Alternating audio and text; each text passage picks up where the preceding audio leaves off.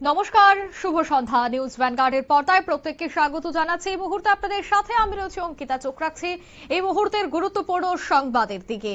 প্রথমেই চোখ রাখছি এসআইআর এর দিকে, কারণ পশ্চিমবঙ্গে এসআইআর চলছে আর তারই মধ্যে এসআইআর এর শুনানিতে প্রমাণ্য নথি সিএএ সার্টিফিকেট নয়া ঘোষণা জাতীয় নির্বাচন কমিশনের।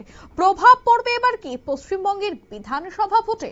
বিস্তারিত সে বিষয়ে জানবো। টেলিফোন লাইনে যুক্ত হয়ে গেছে প্রতিনিধি সৌম মুখোপাধ্যায়। সৌম, ঠিক কি জানতে পারছো?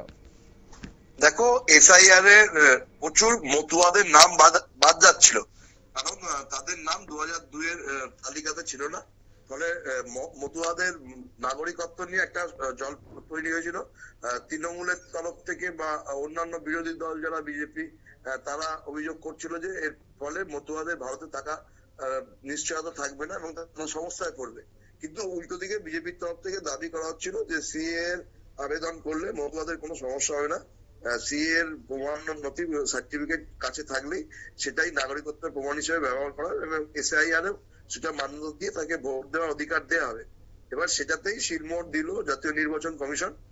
যেটা জানা যাচ্ছে যে এবার থেকে এসআইআর এর যে শুনানি চলছে বর্তমানে পশ্চিমবঙ্গে, সেখানে যারা সিএ সার্টিফিকেট পেয়েছে তারা সেটা প্রমাণ্য নথি হিসেবে দেখাতে পারবেন। সেটিও নতুন করে যে নথি দেখানোর কথা ছিল তার মধ্যে নতুন করে এটা নথিভুক্ত হলো। পরে যে ড্যামেজ কন্ট্রোলের চেষ্টা বিজেপি নেতারা করছিল পশ্চিমবঙ্গে বিধানসভা ভোটের আগে, মতুয়াদের নাম বাদ যাবে বলে বিরোধীরা যে অভিযোগ করছিল, সেইটা কিছুটা ড্যামেজ কন্ট্রোল করা সম্ভব হলো। কারণ মতুয়া ভোট অনেকটাই থাকে। শান্তনু ঠাকুর যে কেন্দ্রীয় প্রতিমন্ত্রী, যাকে প্রকাশ্যে বলতে শোনা হয়েছিল যে যদি বাংলাদেশি রোহিঙ্গাদের বার করতে গেলে যদি 1 লাখ মতুয়াদের ভোট বাদ যায় তাহলে অসুবিধা নেই, তাদের নাম পরবর্তীকালে হয়ে যাবে। কিন্তু নির্বাচন কমিশন ঘোষণা করে দিল। ফলে এই যে নতুন করে তালিকা যে উঠবে এসআইআর এর পরে, সেইখানেই মতুয়াদের নাম থাকবে। মতুয়ারা এবার ভোট দিতে পারবে। তাদের ভোট দেওয়া নিয়ে যে একটা অনিশ্চয়তা তৈরি হয়েছিল, তারা এবার বিধানসভা ভোটে ভোট দিতে পারবে কি পারবে না। তৃণমূলের তরফ থেকে বলা হচ্ছিল যে বিজেপি এটা করে নিজেদেরই ক্ষতি করলো। তারা নিজেদেরই মতুয়া ভোট বেশিরভাগটাই বিজেপির বলে দাবি করা হয়। ফলে মতুয়াদের ভোট যদি কাটা যায় তাহলে বিজেপির এফেক্ট করবে। কিন্তু তৃণমূলের সেই যে একটা জল্পনা তৈরি করে দিয়েছিল যে বিজেপি নিজেদের কুড়ুল দিয়ে নিজেদের ডালের উপরই ঘা মারলো, কিন্তু সেটা না, বিজেপি ড্যামেজ কন্ট্রোল করে নিল। এক্ষেত্রে অভিযোগ করা হচ্ছে নির্বাচন কমিশন তড়িঘড়ি যে সিদ্ধান্ত নিল যে এইভাবে সিএ সার্টিফিকেট দেখিয়ে এবারের ভোটার তালিকাতেই নাম তোলা যাবে, এটা শুধুমাত্র পশ্চিমবঙ্গের নির্বাচনের দিকে তাকিয়ে করা হয়েছে।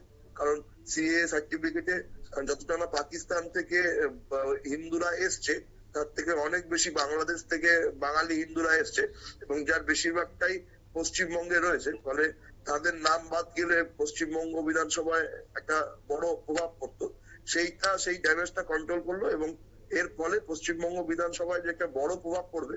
কারণ সিএ এর ফলে মতুয়া যারা আছে তারা এই সিএ এর আবেদনের মাধ্যমে তারা প্রমাণ্য নথি পেয়ে যাবে এবং প্রমাণ্য নথি দেখিয়ে এসআইআর এর নাম তুলবে এবং তারপর তারা ভোট দেবে। এপ্রিল বা মে মাসে পশ্চিমবঙ্গে বিধানসভা ভোট হবে, সেখানে ভোট দিতে পারবে। ফলে এই যে তাদের মধ্যে যে অনিশ্চয়তা তৈরি হয়েছিল সেটা কেটে গেল। পাশাপাশি অন্য যারা এসছে, কারণ দেখো 2024 সালে, আগে 2014 সাল পর্যন্ত ছিল, 2014 সালের 31শে ডিসেম্বর, কিন্তু 2025 সালেই সেটা কেন্দ্রের তরফ থেকে ঘোষণা করা হয় যে সেটা 2024 সালের 31শে ডিসেম্বর অব্দি বাড়ানো হয়েছে।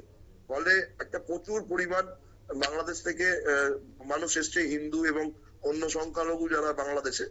কারণ মুসলিমদের সিএ অনুযায়ী তারা ভারতে থাকতে পারবেন না, কিন্তু হিন্দু বা খ্রিস্টান, পার্সি, এছাড়াও যারা অন্যান্য ধর্ম আছে তাদের লোকজন এখানে থাকতে পারবে। ফলে এই যে এত সংখ্যক একটা ভোটারদের নিয়ে যেটা অনিশ্চয়তা তৈরি হয়েছিল, তারা নাগরিকত্ব পাবে কিনা, তাদেরকে ভোটার অধিকার দেওয়া হবে কিনা, সেইটার অবসান হলো। পরে পশ্চিমবঙ্গ ভোটে একটা বড় প্রভাব পড়বে এবং এটা তৃণমূলের তরফ থেকে অভিযোগ করা হচ্ছে যে নির্বাচন কমিশন যা তড়িঘড়ি করে করলো বিজেপি সুবিধা পাইয়ে দেওয়ার জন্য। এখন দেখার যে বিধানসভা ভোটে এটা আদৌ সুবিধা কতটা বিজেপি তুলতে পারে। একদমই, ধন্যবাদ। অর্থাৎ বিজেপি এই বিষয়টার কতটা সুবিধা তুলতে পারে সেটা দেখার, কারণ প্রভাব কিন্তু পড়তে পারে এই গোটা বিষয়টা বিধানসভার ভোটে। নিয়ে নিচ্ছি ছোট একটি বিজ্ঞাপন বিরতির, সঙ্গে থাকুন।